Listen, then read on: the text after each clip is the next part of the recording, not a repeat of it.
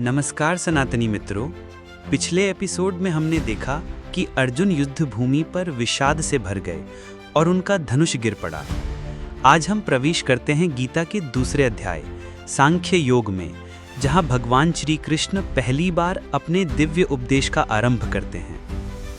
अर्जुन अब भी दुविधा में हैं। वे कहते हैं, कृष्ण, मैं नहीं जानता धर्म क्या है, युद्ध करूं या ना करूं यह निर्णय भी मुझसे नहीं हो पा रहा। आप मेरे गुरु हैं, कृपया मुझे मार्ग दिखाइए। यहाँ अर्जुन शिष्य भाव से शरण लेते हैं और यही क्षण है जब गीता वास्तव में शुरू होती है। श्री कृष्ण मुस्कुराते हैं और कहते हैं, हे अर्जुन, तुम्हारा शोक करना व्यर्थ है। ज्ञानी न तो जीवित का शोक करते हैं न मृत का। फिर वे आत्मा का रहस्य बताते हैं कि आत्मा न जन्म लेती है न मरती है। यह न जलती है न कटती है, न सूखती है न गीली होती है। यह शाश्वत, अविनाशी और अजर अमर है।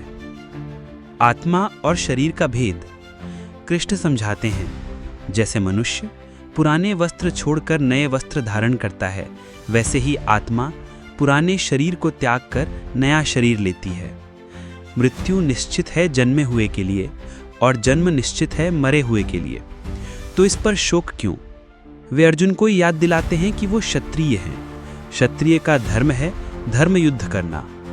कृष्ण कहते हैं, हे पार्थ, तेरे लिए इससे बड़ा सौभाग्य नहीं कि तुझे धर्म युद्ध का अवसर मिला है। यदि तू युद्ध करेगा तो स्वर्ग पाएगा, और यदि विजयी होगा तो पृथ्वी का सुख।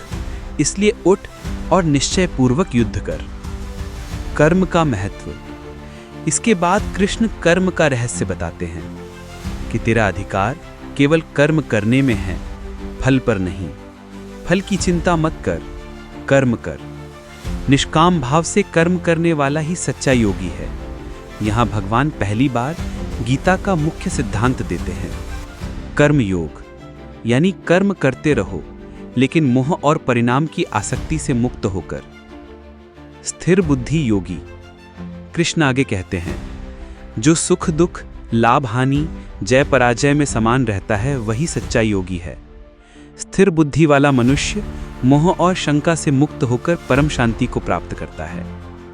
वे बताते हैं कि अशांत मनुष्य को न सुख मिलता है न ज्ञान, पर जो मन को जीत लेता है वही परमात्मा का अनुभव करता है। इस प्रकार द्वितीय अध्याय में कृष्ण अर्जुन को पहला दिव्य पाठ देते हैं। आत्मा अमर है, मृत्यु केवल शरीर की है। क्षत्रिय का धर्म है धर्म युद्ध करना, और मनुष्य का कर्तव्य है निष्काम भाव से कर्म करना। मित्रों, यही है सांख्य योग, ज्ञान और कर्म का संतुलन। यहीं से गीता का मार्गदर्शन शुरू होता है। अगले एपिसोड में हम देखेंगे अध्याय 3 कर्म योग, जहां कृष्ण विस्तार से कर्म और भक्ति का रहस्य खोलते हैं। जय श्री कृष्ण।